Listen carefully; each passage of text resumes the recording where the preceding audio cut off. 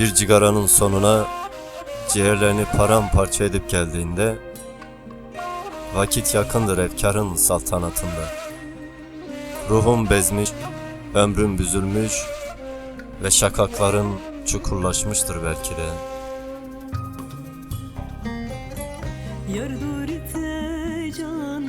Güzel ülkemin güzel insanları, bu güzel yurdun en uzak memleketinden, dağların kenti Hakkari'den sesleniyorum size.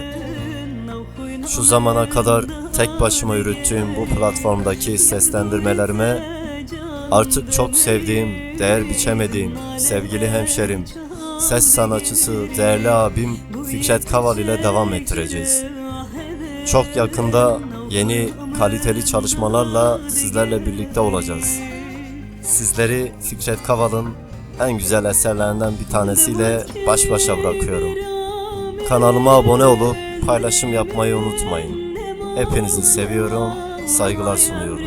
Keyifli dinlemeler.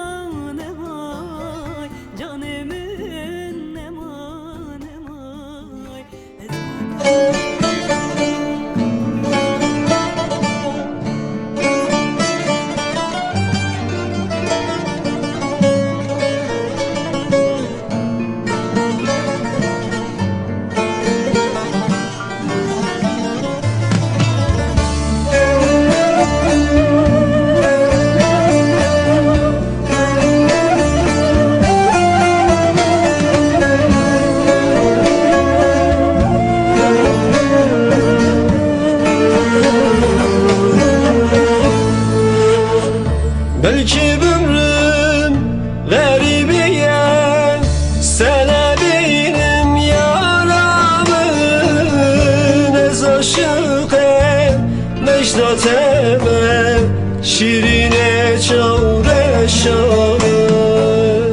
Belki ömrüm garibiye senebinim canamın ez aşık Necdet eme şirine çavreşanı.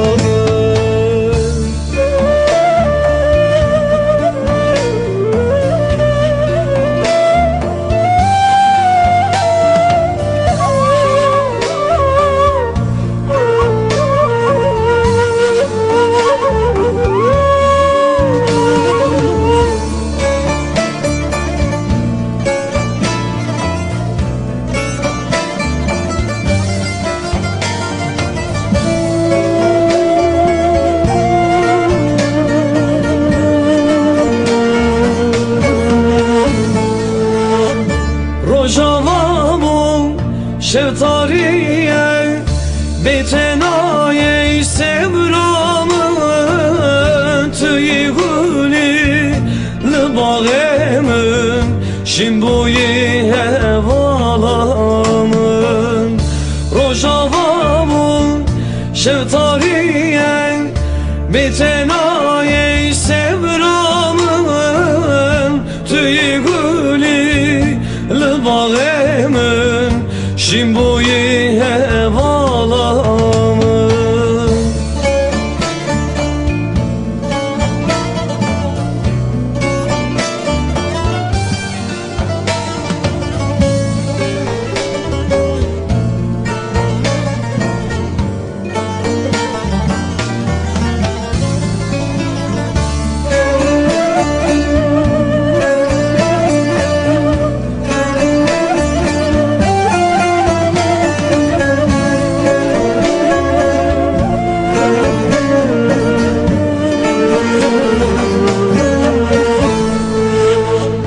Belki ömrüm bu ahime eğer biçim bu temel tüyşin buy nadreme ezevin dareteme.